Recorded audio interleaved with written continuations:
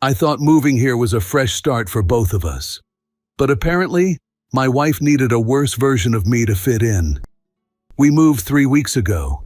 New city, new apartment, new everything. You know that kind of place where even the dogs look like they have better credit scores than you? Yeah, that kind of neighborhood. It wasn't even her idea. I found the place. I handled the lease.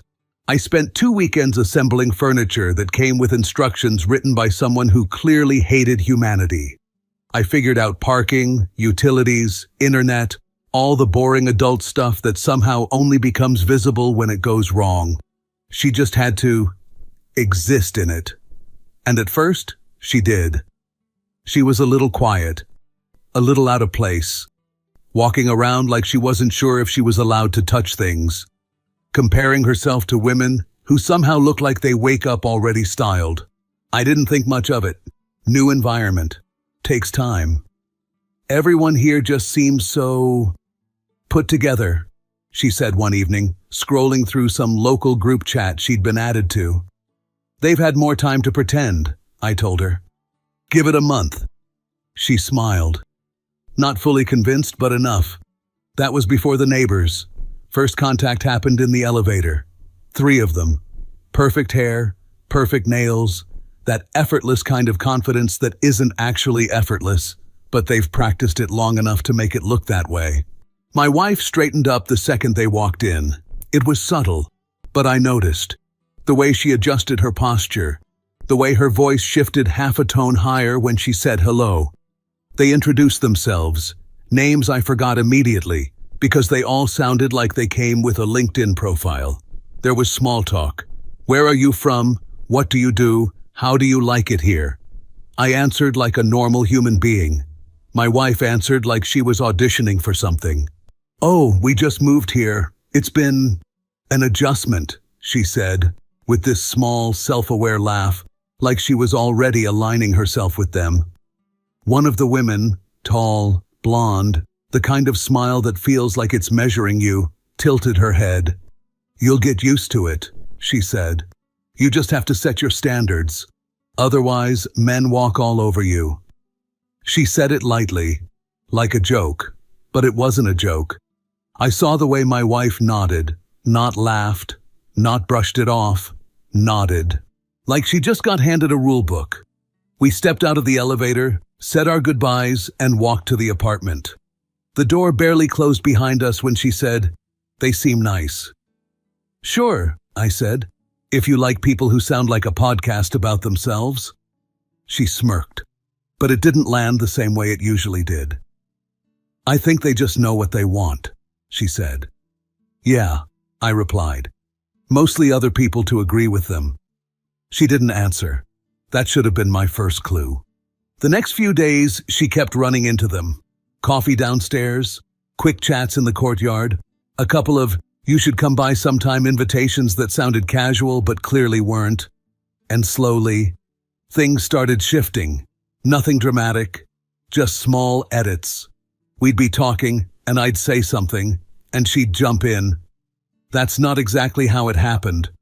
Or I'd make a joke, something dumb but ours, something that would usually get a laugh out of her, and she'd go, "He still thinks that's funny." With a smile. Always with a smile. Like it was harmless. Like I was supposed to play along. The first time, I let it go. The second time, I raised an eyebrow.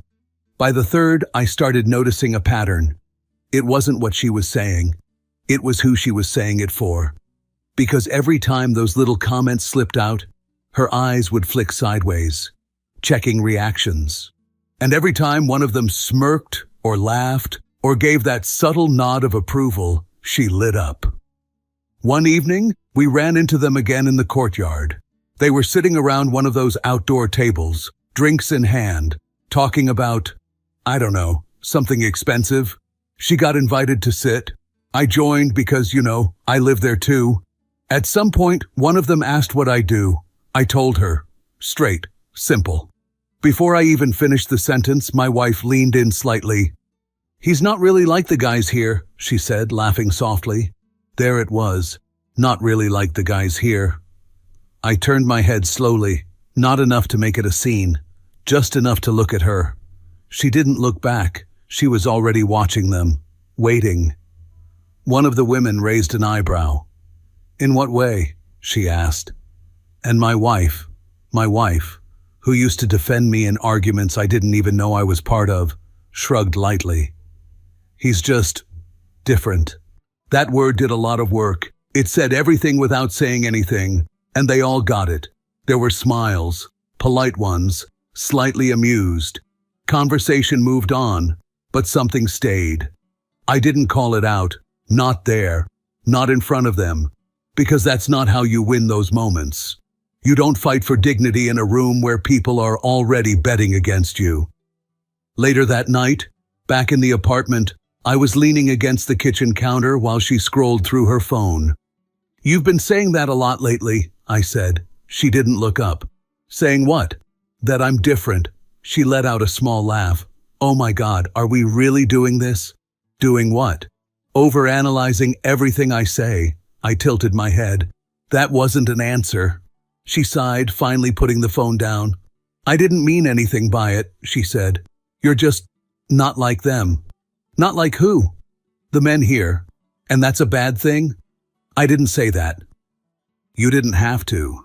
There was a pause, not a dramatic one, just long enough to feel the shift. "I'm just trying to fit in," she said. There it was, not an apology, an explanation, a justification. I nodded slowly. "Right," I said, "and I'm the adjustment." She crossed her arms, leaning back slightly. "You're making this bigger than it is." "No," I said calmly. "I'm noticing it exists." That landed, not hard, but enough. She didn't argue further. Just picked her phone back up, like the conversation had expired. But it didn't. Because at that point, I wasn't guessing anymore. I understood the game. She wasn't trying to become someone better. She was trying to become someone acceptable. And apparently, I wasn't part of that version. The thing about being turned into a joke is that it almost never happens all at once. Nobody walks into the room, points at you, and announces, "Ladies and gentlemen, tonight we begin the public dismantling of this man's dignity." No, it starts with seasoning, a little sprinkle of "he's so old-fashioned," a dash of "he doesn't really get these things," a nice garnish of "that's just how he is." Before you know it, you're not a person anymore. You're a recurring bit. And my wife was getting very comfortable with her new material. A few days after the courtyard thing, she came home from coffee with the neighbors looking weirdly energized. Not happy exactly. More like she'd just attended a workshop called "How to Develop a Personality by Borrowing One from Rich Women." She dropped her bag on the chair and said, "We should host something." I looked up from the box I was breaking down. Yes, we still had boxes. Because moving is not an event. Moving is a curse that unfolds in chapters. "Host what?" I asked. "Like a small evening?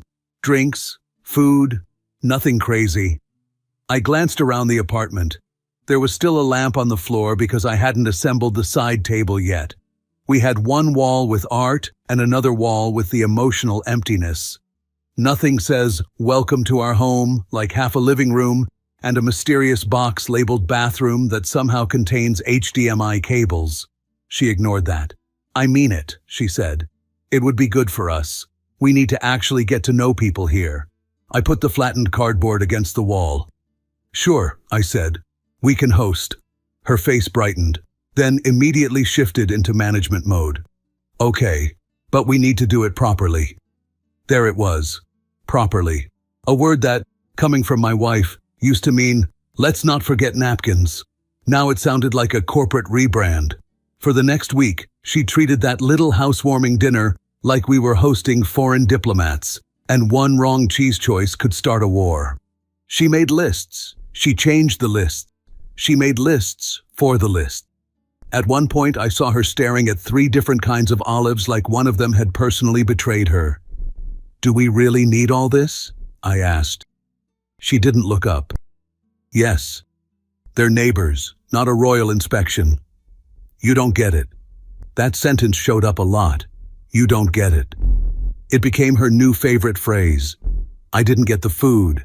I didn't get the tone. I didn't get the people.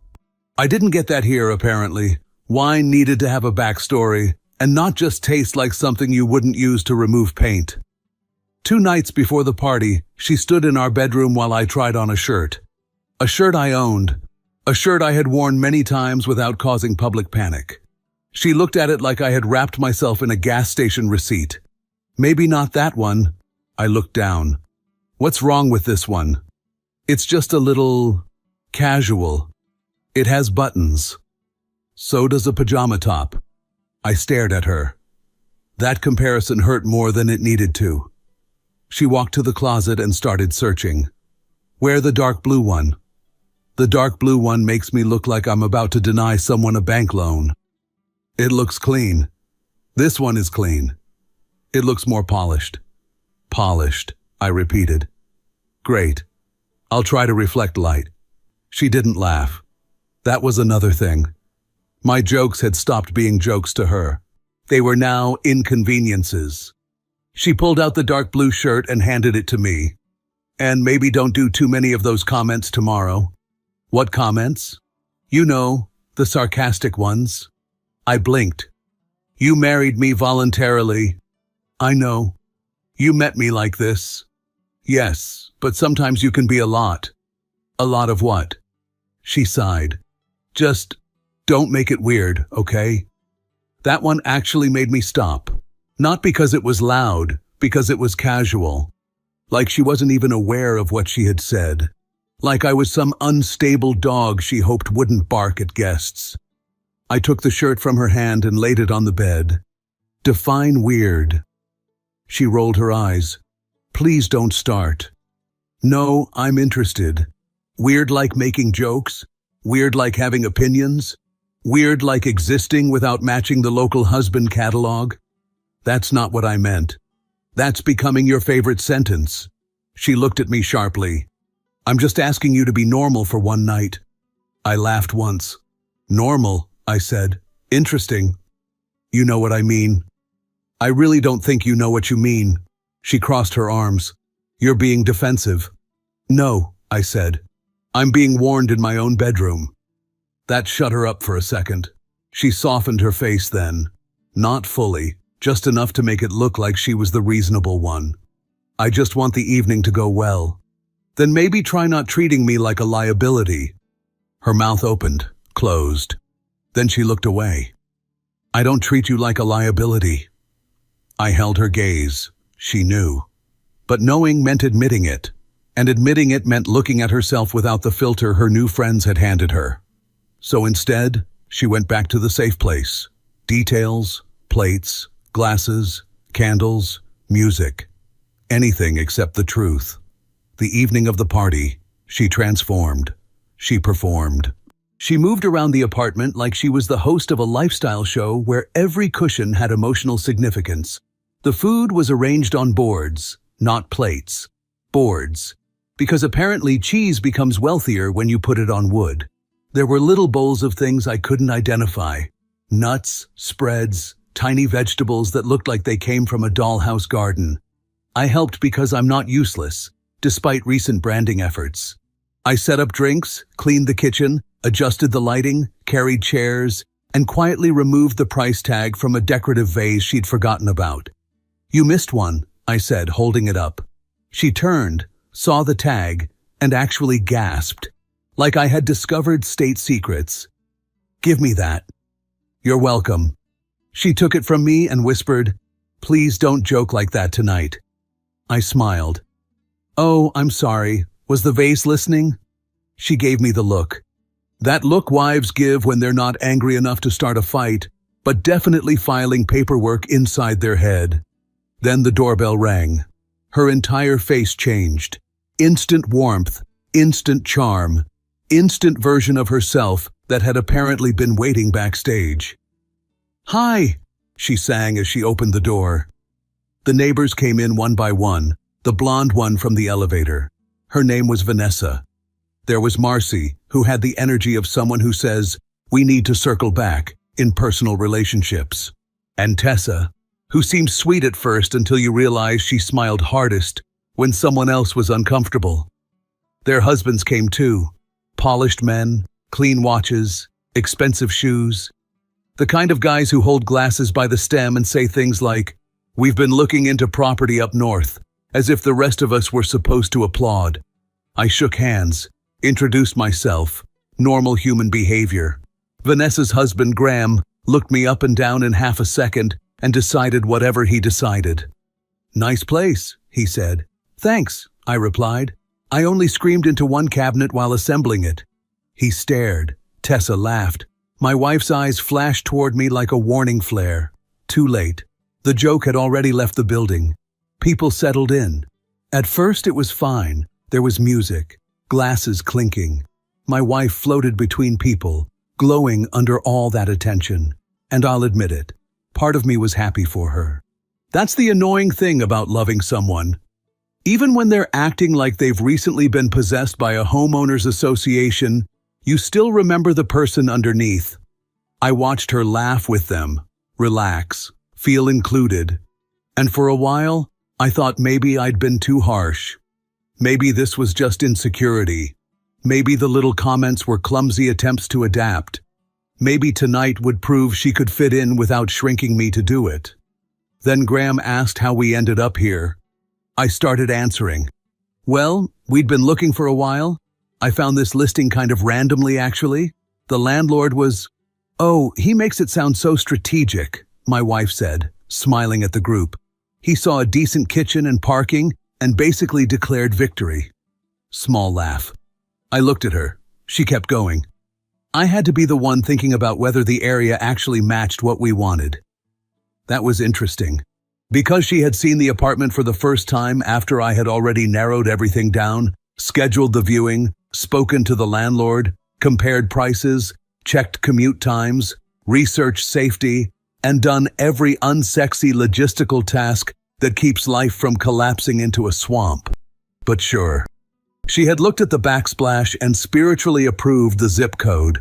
I smiled. "True," I said. "I only handled the lease, payments, utilities, internet, moving truck, and furniture." She bravely judged the vibe. There was a beat. Tessa laughed first, then Marcy. Vanessa smiled into her glass. My wife's face tightened. Not much, but I saw it. Good. A small reminder.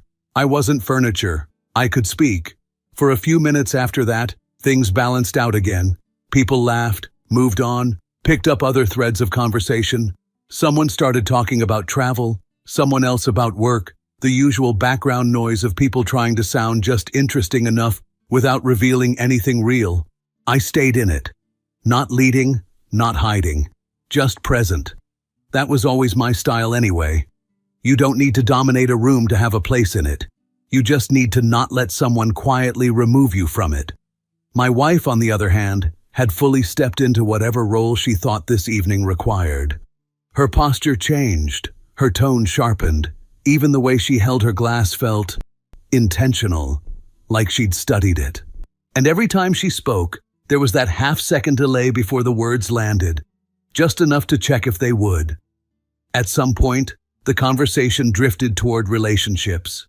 It always does when people run out of safer topics. Marcy leaned back in her chair, swirling her drink. "So," she said, glancing around the table, "how's married life here? Different from where you were before?" Light question. Loaded room. Vanessa smirked slightly. Tessa leaned in just a little. Even the guys quieted down enough to listen without looking like they were listening. My wife smiled. Not the smile she gives me, not the relaxed one. This one had edges. "It's interesting," she said. I took a sip of my drink. "Interesting good," Graham added.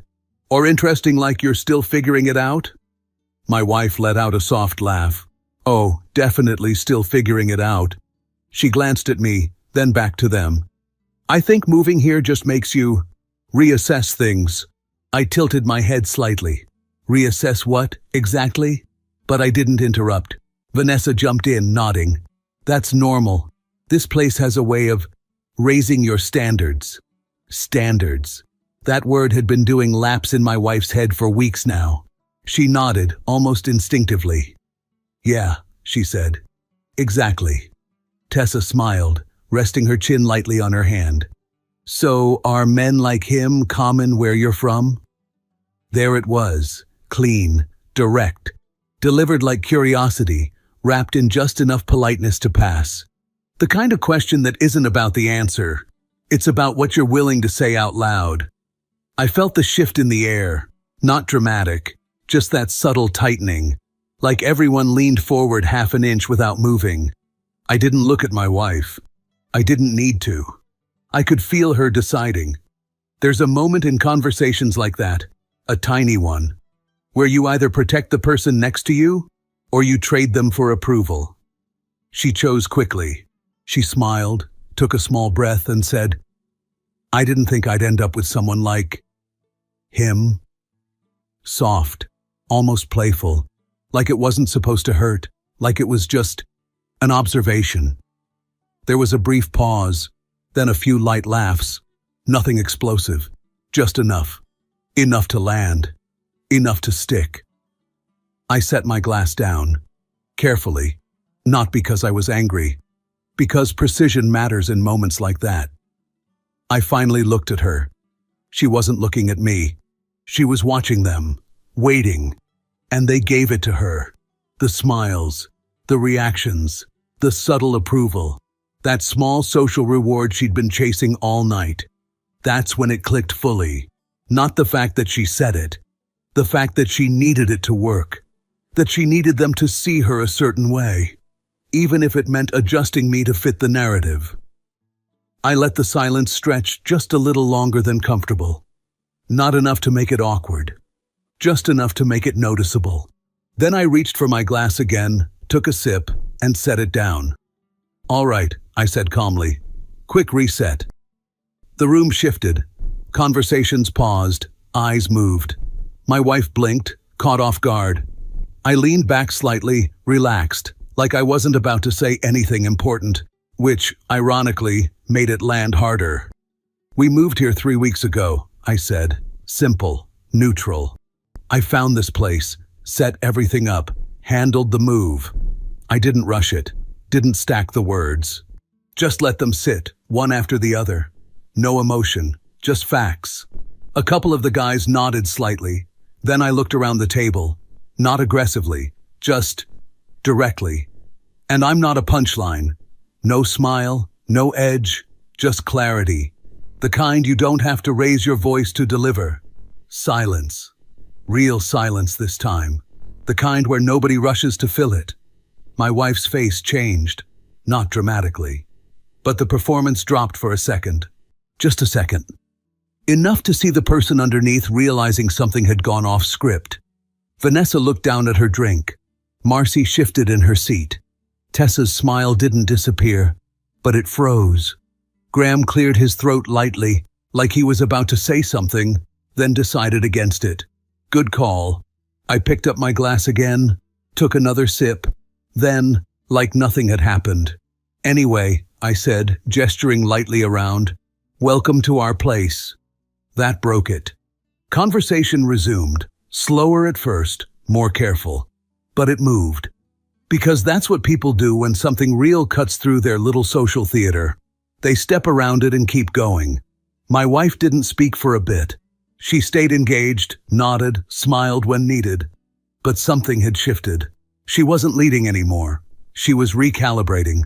The rest of the evening passed without another incident. No more comments. No more jokes at my expense. No more, "he's different." Just neutral territory, which, honestly, was all I needed. Eventually, people started leaving.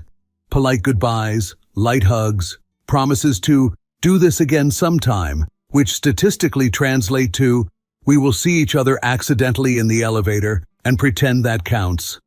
Vanessa paused at the door, gave my wife a look I couldn't fully read. Something between approval and reassessment. Then they were gone. The door closed. Silence. No music. No audience.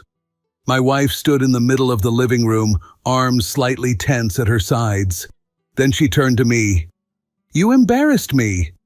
I let that sit for a second. Of course, that was her first move. Not what she said. Not why it happened. Just how it made her look. I nodded slowly. No, I said. I stopped you. She frowned immediately. That's not what happened. It is. I was joking. Yeah, I said. Don't. She let out a breath, shaking her head slightly. You made it awkward. You made it necessary. That landed harder. She looked away for a second, like she was trying to reorganize the argument in her head. I was just trying to fit in. There it was again. Same line, same justification. I stepped a little closer, not aggressive, just present. Then find a way to do it without me having to pay. Her eyes snapped back to mine. That one hit. Because it was true. And truth doesn't give you much to argue with. She crossed her arms, defensive again. You're overreacting. I almost smiled. Not because it was funny, because it was predictable. No, I said calmly. I reacted once. That slowed her down. You could have talked to me about it later, she said. I just did. In front of everyone. In front of the same people you decided to use me for. Silence. But this time it wasn't neutral. It was heavy.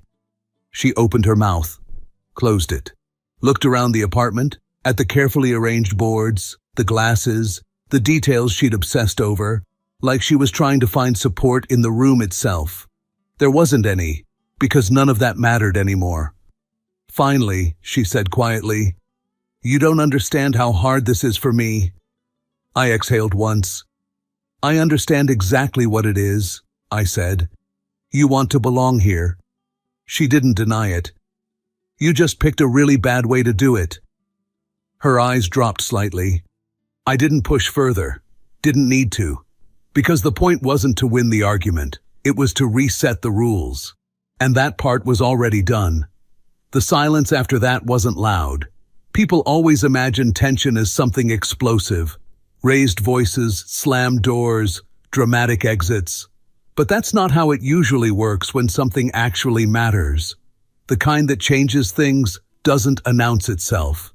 It just settles in quietly, like the air got a little heavier, and neither of you wants to be the first to breathe too deep.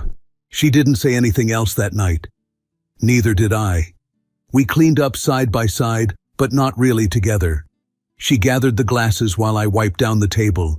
She stacked the plates. I took out the trash. Everything was coordinated in the way two people who know each other well can move around each other without speaking, but there was no warmth in it. At one point, we both reached for the same bottle on the counter. Her hand paused just slightly before she pulled it back. Go ahead, she said quietly. I took it. Thanks. That was the entire interaction. Short, polite, distant. It felt less like a couple wrapping up a dinner and more like two co-workers finishing a shift neither of them wanted to talk about. We went to bed at different times. She went first. I stayed in the living room a little longer, not really doing anything, just sitting there with the TV on, letting it fill the space without actually watching it. I wasn't replaying the night like some dramatic post-mortem. I just checked it, made sure I hadn't overstepped, that I hadn't said something I didn't mean. I hadn't.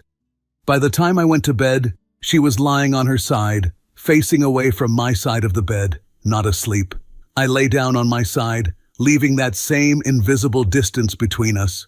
No good night, no attempt to fix anything, just quiet. The next morning looked normal, at least on the surface. She was already in the kitchen when I walked in, coffee made, phone in hand like any other day. Morning, she said, without looking up right away. Morning. I poured myself coffee and sat across from her. She kept scrolling.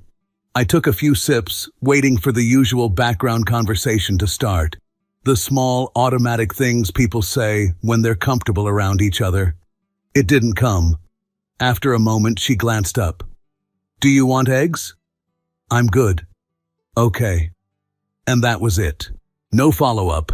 No filler conversation. Just a quiet that didn't feel accidental. And I didn't rush to fix it. There's a natural instinct to smooth things over when something feels off, to throw in a joke, start a random conversation, pretend everything is fine so it can eventually become fine. But that only works when nothing actually broke. Something had. So I let the silence stay, not as punishment, not to make a point, just because I wasn't going to erase what happened by pretending it hadn't. The day moved forward like that. We shared the same space, went through the same routines, but without the usual ease between us. It wasn't hostile, and it wasn't cold in an obvious way. It was just careful. That evening, she made the first move. I was in the kitchen, cutting something, when she walked in and leaned lightly against the counter like she used to when she wanted to start a casual conversation. "Vanessa texted me," she said. I didn't stop what I was doing. "Oh?" She said last night was really nice. "That's good." She said the place looks great. I nodded. "It does." There was a small pause like she was deciding whether to keep going. Then she did. And she said, "You seem interesting." I paused for a second, just enough to acknowledge it, then kept cutting. "Interesting how?" She didn't say. "Convenient." She let out a small breath. I think she meant it in a good way. I'm sure she did. I didn't look up. And that was the point. Not to dismiss her, but to not engage on her terms.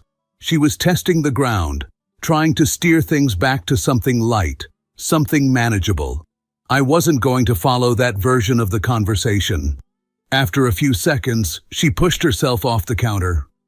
"Okay," she said quietly, and left the room. The next couple of days followed the same pattern. She didn't push hard, just small attempts, asking if I wanted to watch something, making light comments, leaving space for me to step back into our usual rhythm. And I didn't shut her down. I just didn't pretend we were already there.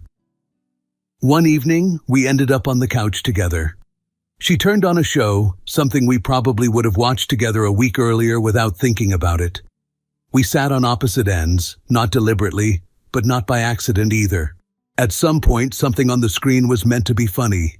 She let out a small laugh, then glanced at me, like she used to, waiting for me to react with her. I didn't. Not to make a point. I just wasn't in it. She noticed. And instead of trying again, she turned back to the screen. The distance stayed. On the third day, she tried to address it directly. I was heading out, keys in hand, halfway through putting my shoes on, when she said, "Hey." I looked up. She hesitated for a moment, like she was deciding how to phrase it. "Are we okay?" It was a simple question, but it carried everything she hadn't said for the past few days. I took a second before answering. "We're different." Her expression tightened slightly. "That's not really an answer." "It is."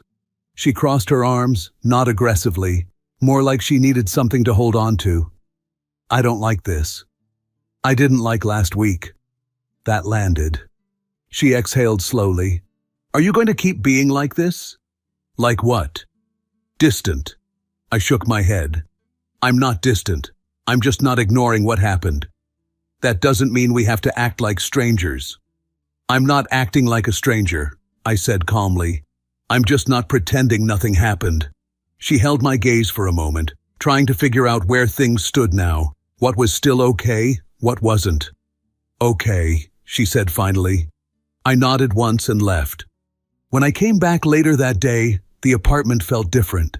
She was sitting at the table with her laptop, working. No background noise, no distractions, just her, focused. "Hey," she said when I walked in. "Hey." I set my keys down, took off my jacket. Then she said, "I thought about what you said." I looked at her, but didn't interrupt. "I didn't realize I was doing that," she continued. "Not like that." She held my gaze for a second, then looked down at her hands. I felt like I had to keep up. Keep up with what? With them, with this place, with how people act here. And that meant putting me down? I didn't think of it like that. That's the problem. The silence that followed wasn't defensive anymore. It was reflective. She nodded slowly. "Yeah, No excuses, no redirecting, just acknowledgement. After a moment, she said, "I'm sorry." Simple, direct, no performance behind it. I looked at her for a second, then nodded. Okay. The next few days didn't fix everything overnight. There was no dramatic reset, no big talk that magically put things back in place. Instead, things just slowed down. She moved more carefully, like she was actually thinking before speaking, before reacting. Not nervous, just aware. And I didn't rush anything. I didn't bring it up again. Didn't test her. I just paid attention. Because apologies don't matter by how they sound. They matter by what changes after. A couple of days later, we were getting ready to go out. She looked at me and said, "You're wearing that?" Same line as before. I looked at her. Yeah. There was a brief pause. Then she nodded. Okay. No correction, no suggestion, no subtle rewrite. Small moment. But that's where it had started. On the way out, we ran into them again. Elevator. Of course. Vanessa. Graham. Then Tessa stepped in behind us, smiling like she always did. Friendly, but watching everything. "Hey," Vanessa said. "Hi," my wife replied. Then Tessa asked, "So, how are you settling in?" My wife didn't rush to answer. She looked at them, then briefly at me, not to check, just to include. Then she said, "Good, we're figuring it out. No edge, no performance, no him versus them, just us." Vanessa nodded, a little more neutral this time. Graham glanced at me. No scan, no judgment. Funny how fast the tone changes when the story does. Their floor came. They stepped out. "See you around," Tessa said. "Yeah," my wife replied. The doors closed. We rode in silence for a second, but this time it wasn't heavy. "That felt different," she said. "Yeah." I didn't feel like I had to prove anything. She looked at me, steady this time. "I don't want to do that again." It's nice to hear that. Later that night, we were back on the couch when she showed me a message from Vanessa. "You handled yourself well the other night." I looked at my wife. She smiled slightly. "I think that was meant for you." "Probably." She studied me for a second. "Does it bother you?" "No," I said. "It would have bothered me more if they didn't see it." She nodded. That made sense to her now. She leaned back, quieter than before, but not tense. "I didn't realize how easy it is to get pulled into that," she said. "I just didn't want to feel out of place." "You weren't." She exhaled, like she was still catching up to that idea. We sat there in silence for a bit. This time it didn't feel like distance. It felt shared. After a moment, she said, "They're not as impressive as they think they are." I almost smiled. "Careful," I said. "You'll lose your membership." She laughed, real this time. "I think I'll survive." Then she looked at me again. "Thanks." "For what?" "For not letting me get away with that." I nodded once. "Don't make it a habit." "I won't." And this time, I believed her. Not because she said it, because she understood it. She wanted to belong in that room so badly. She almost forgot she already had a place with me. I didn't take that away from her. I just reminded her. That place comes with rules. If you felt this story hit hard, drop a like, subscribe for more, and share your thoughts in the comments. Your support keeps Steelheart beating.